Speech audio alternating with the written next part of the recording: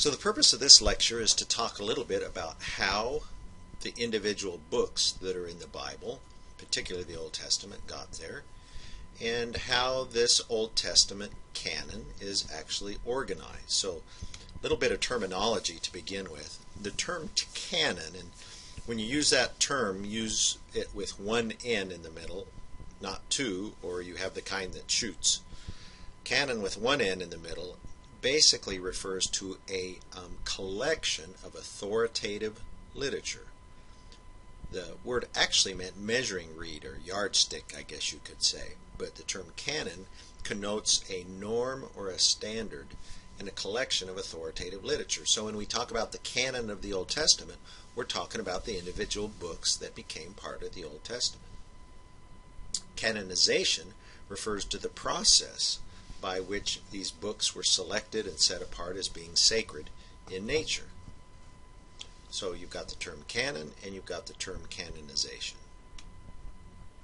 So it's similar to back in the day. Some of you may remember using a hymnal in church where you have a number of different songs, maybe 500 or 600 different songs. Some you sing all the time, some you rarely sing. So somebody at some point took a bunch of different kinds of music, a bunch of different hymns, and selected certain ones that would become part of that particular hymnal. The same is true with the books that made it into the Old Testament. You could say in some respects that the Bible is an accidental book. Nobody sat down and said, "Oh, I'm going to write a Bible." These books made it in because they were popular and being used by the people of Israel in the Old Testament and the Christian church in the New Testament. So a few stages as to how this collection of books that we have in the Old Testament, how that came together. First is the oral stage. Most of what is now found in the Bible passed through a long stage of oral transmission. So stories about the ancestors of Israel, stories of the creation, flood, Tower of Babel, prophetic sayings. These prophets probably didn't write their prophecies. They spoke their prophecies orally, and they were remembered and passed down through oral tradition of the nation. We know from a lot of the hymns in the book of Psalms, like 119, 9 and 10, 25 and 34, and Proverbs 31, all these passages were taking advantage of acrostics, where one verse would begin with the first letter of the alphabet, the second verse, the second letter of the alphabet, the third verse, the third letter of the alphabet. So as you said your ABCs, or in Hebrew your Aleph, Bet, Gimels, you say the letters of your alphabet, you go through and you can remember the first letter of the first word of each of the lines of these hymns. It kind of helped you to memorize them. Now we think, you've all played the game where you whisper in someone's ear, and by the time it goes through the entire group of 30 people or so, after everyone whispers a little something in the next person's ear, no telling what will come up after they go through this process. But in the ancient world, oral history was highly regarded. Notice Socrates says that only a simple person would think a written account used with the water of ink is better than an intelligent word written on the soul of the learner. So he had a very high disregard for written texts. He felt oral texts were far superior. Oral tradition was far superior. The book of First Enoch from Second Temple Judaism says human beings are not created for such purposes of taking up their beliefs in pen and ink.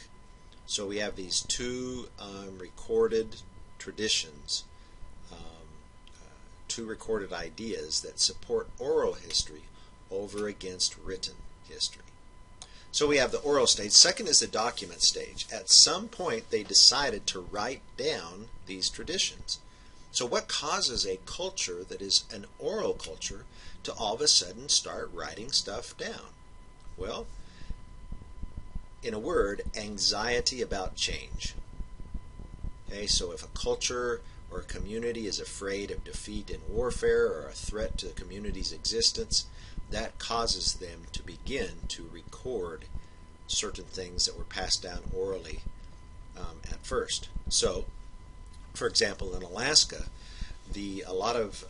number of the native languages here, they are scrambling to get them written down and recorded. Why? Because no one is speaking them anymore, and they're just a generation away from these entire languages dying out. So that's kind of a similar example as to why an oral tradition is moved to a written tradition.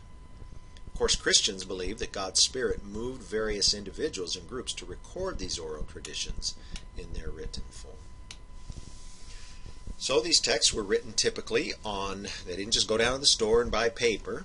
They were written on parchment, animal skins, papyrus, which was a reed that was cut, flattened, and dried, and then kind of glued in strips, and ended up being very much like a rough piece of paper, very similar in consistency to a dried corn husk. If you take the green corn husk and let it dry, very similar to that. Pottery, some texts were written on pottery, ordinarily written with a carbon base mixed with gum and applied with a reed or a brush. So these documents began to be recorded and written. The first time in the Bible where someone is told to write something down is Moses in the book of Exodus. So our point so far is that you've got 4 stages. The first 2 are the oral stage, second is the document stage, and then we'll be moving on to others. Here's a couple samples here. This is a Dead Sea Scroll text written on animal skin, and you can see the different columns of this text. You can see the Hebrew writing there. You can even see the unusual, whenever the divine name is used, you can see a different script used for that in this particular psalm scroll. And then you can see the bottom of this scroll where it was standing on this bottom end. This is all decayed and in terrible shape, but the top part is not too bad at all. Here's a papyrus manuscript from about 150 BC with Hebrew text written on it. You can see pretty miserable shape here, small little fragment that contains a portion of the 10 Commandments. The Bible, of course, was written in Hebrew, as I mentioned. On the textbook, my textbook, if you look at page 9, please, you'll see one of the earliest alphabets at Tel Zayat. It's been found, written Hebrew alphabet, not too long ago, probably about a decade or so ago.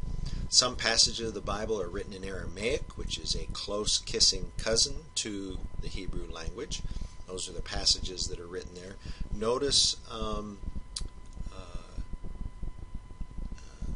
let's see, this passage here is, I see what the problem is.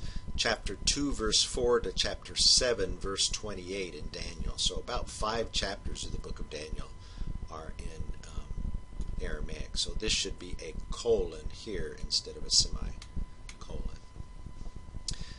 Then the third stage is the collection of writing stage. So we have the oral stage, the written stage, and the collection of writing stage. We know from the Bible that in the Hebrew Bible, the Christian Old Testament, the original Hebrew Bible had 3 sections: law, prophets, and writings. So let's take a look at each one of them. The law, or Torah in Hebrew, first to be collected into a group. This canon, this group of books, Genesis, Exodus, Leviticus, Numbers, and Deuteronomy, the first 5 books of the Bible, was probably closed at the latest around 400 BC, and other portions probably much earlier. But that's the first major section. So the first 5 books of the Bible are called the law, or the Torah. Then you have the prophets, Nevi'im, 8 books in the Hebrew Bible. So the prophets were Joshua, Judges, Samuel, Kings, Isaiah, Jeremiah, Ezekiel, and the Book of the 12. So you have that section. So former prophets, and then latter prophets.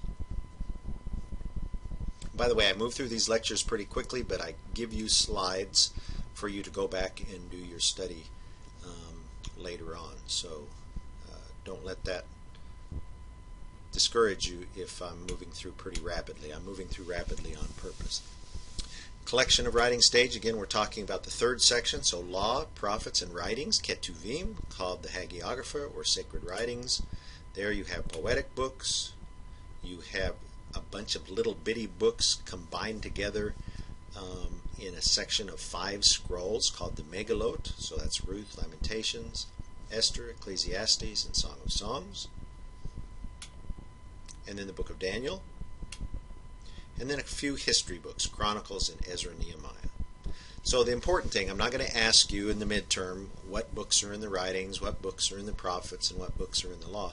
But you need to know that the original Hebrew Bible had 3 sections.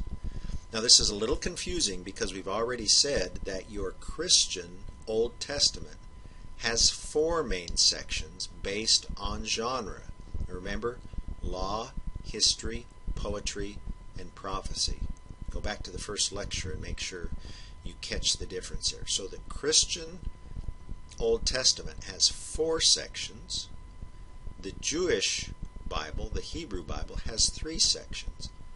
But what's strange is we have the same identical books. The same material is in both collections between Jewish and the Christian scriptures of the Christian Old Testament or the Jewish Hebrew Bible. And then the last stage of the development of the canon or canonization, the process, was a final canon that came together. We're not sure exactly when, but somewhere after the destruction of Jerusalem in AD 70 and before AD 100.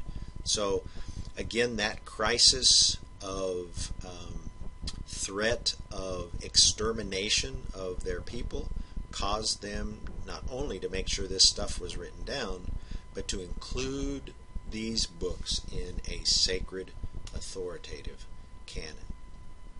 We know of 3 debated books, and we'll talk about these as the course goes along. The first book is the book of Esther, which never mentions God. There's no prayers. It's a nice little story, but it's not really a religious book. So people wondered whether that should belong in the Bible.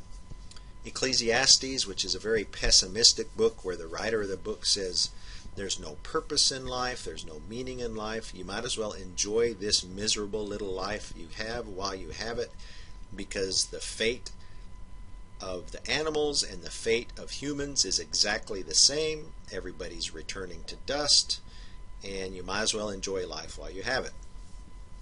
Not a very positive message there. And then the Song of Songs, which has a lot of pretty racy, although not crass, physical, sexual imagery in it.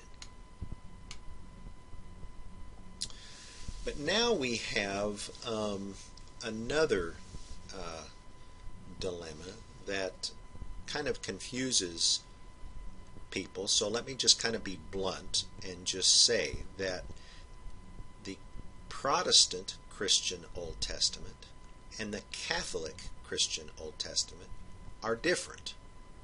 The Catholic Bible has some additional books in it that are not found in your Protestant Christian Old Testament that you're using for this course. Now, we've already said that the Protestant Christian Old Testament and the scriptures that are in the Hebrew Bible, the Jewish scriptures, they contain the same material. They're in different order. Some of the books are combined together differently, but the same material is there. But in the Catholic Bible, there's a unique phenomenon where they have some additional books. And I'm just going to say the number 14. It depends on how you count, but let's just say 14 additional books in the Catholic Bible. Let's talk about how that happens. Protestants refer to these additional books as the Apocrypha, which doesn't mean false, it just means hidden. Refers to 14 books included in the Catholic canon as, and this big long $40 word, this is the word the Catholics like to use for these additional books, Deutero, which means second, canonical, second canon. So you have your original canon or collection of the Bible, but you have these additional books. Well, where in the world do these books come from? How is it that the Catholic Old Testament has different books than the Protestant Old Testament? Well, it and talk about how that happened in a minute. But first, let's talk about why these books were omitted by Protestants in the 15th century. So, by the way, these books were in the Bible for 1,500 years, and they were only taken out in the 1500s. Why? Well, these 14 books were written late, well after the Old Testament period. They were never part of the Hebrew Bible. Interestingly enough, the Jews never considered these 14 books as sacred. And there's discrepancies with the rest of the Bible, like the idea of praying for the dead is not taught anywhere in the Bible, but it is taught in one of these deuterocanonical books of Catholicism. Book of Maccabees, one of the books of Maccabees, talks about praying for the dead. And the whole idea of purgatory kind of emerges out of that idea that you can pray for dead people and kind of help them along on their way to heaven. Something that is not taught elsewhere in Scripture.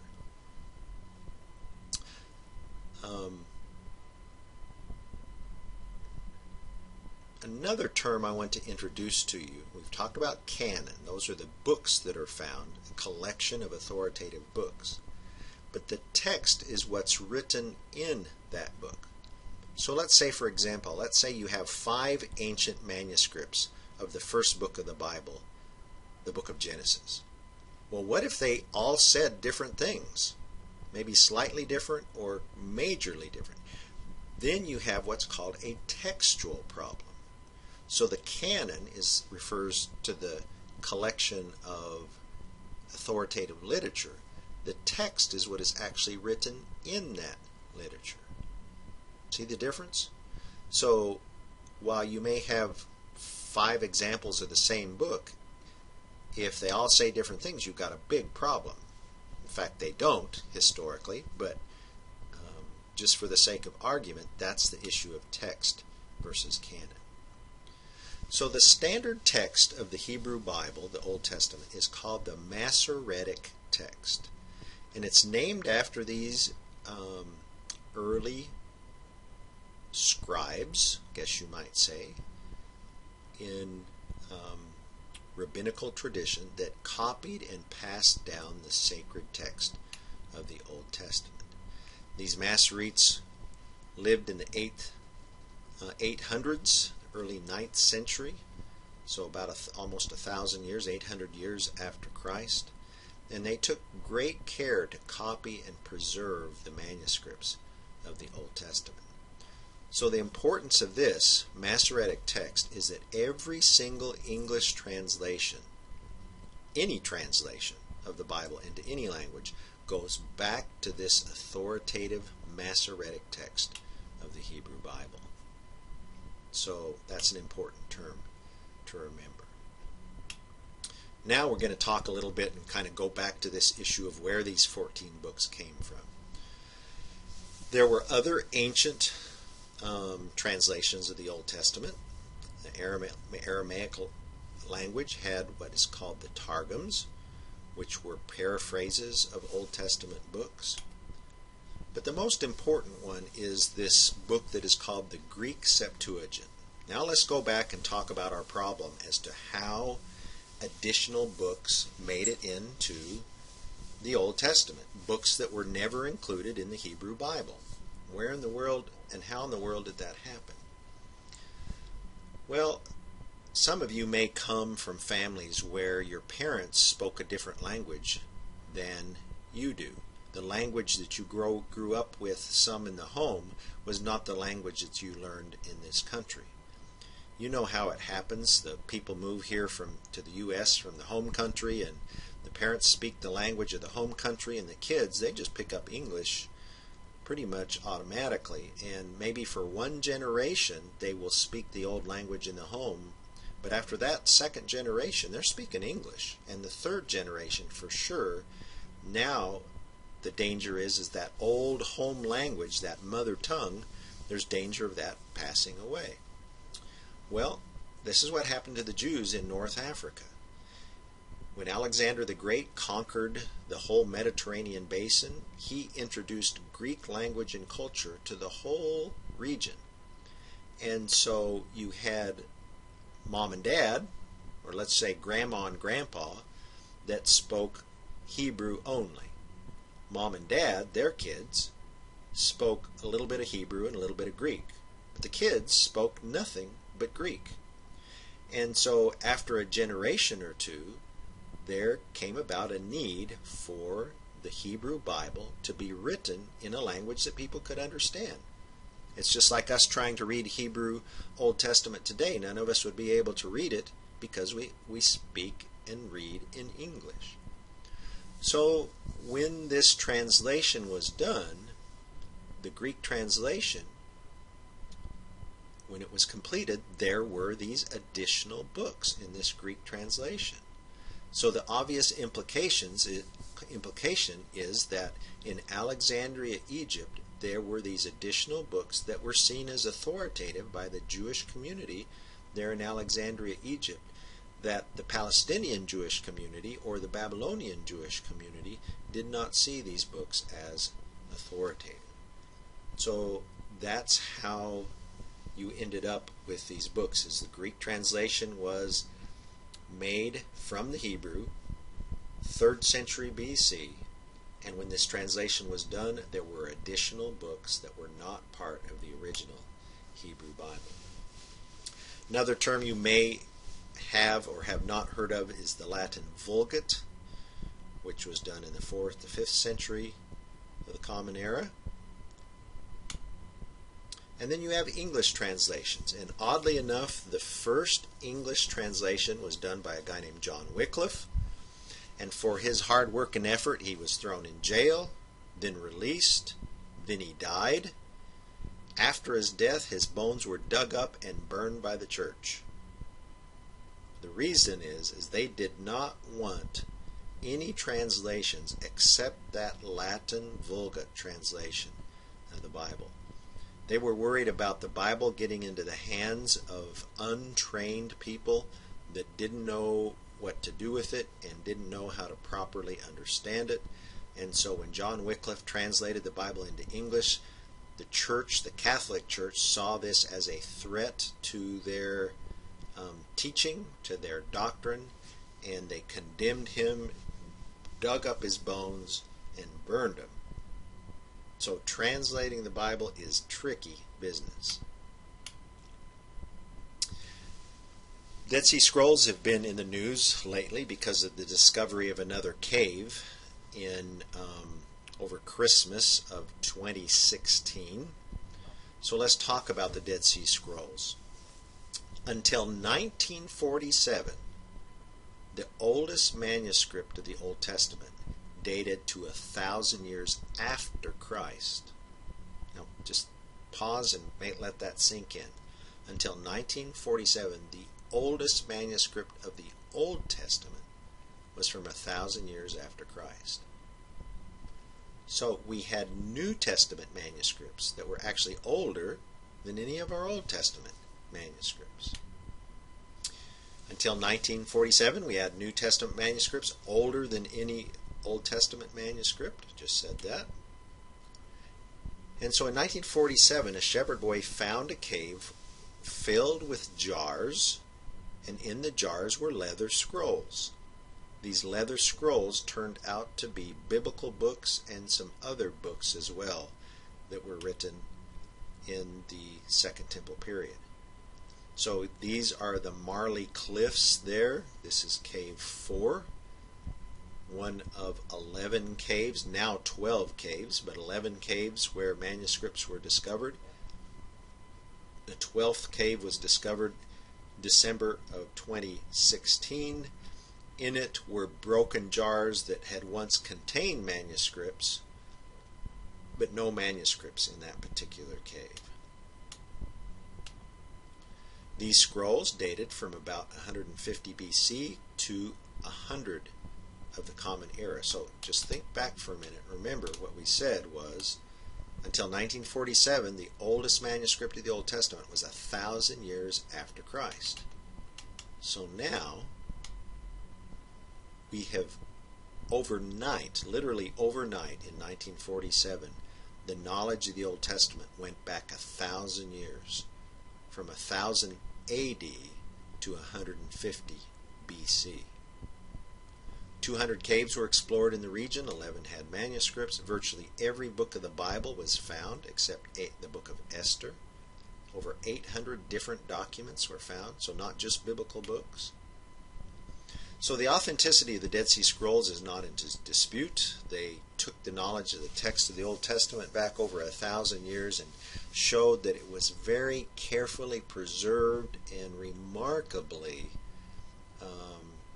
pristine in terms of this process of passing down the text of the Old Testament. So the Dead Sea Scrolls really enhanced the public's confidence in the reliability of the books that are found in the Old Testament. So these are some of the actual jars in which these manuscripts were found from Cave 1 at Qumran. And these are some of the actual manuscripts here. They're now in a museum in Jerusalem. You can go and see them this very day. I'm not going to say much about early English translations. We've got quite a few of them, and it seems like there's 2 or 3 done every decade. I may say more as this class goes along about English translations. But we've just been talking here in this lecture about how it was that we got the 39 books that are in the Old Testament. And we talked about this process of how it was kind of an accidental process over time, knowing that there are no accidents with God, but at the same time, one person didn't just sit down and write the Bible. These books came together over a long process of time, first orally, then written, then collection of writings, and then an ultimate final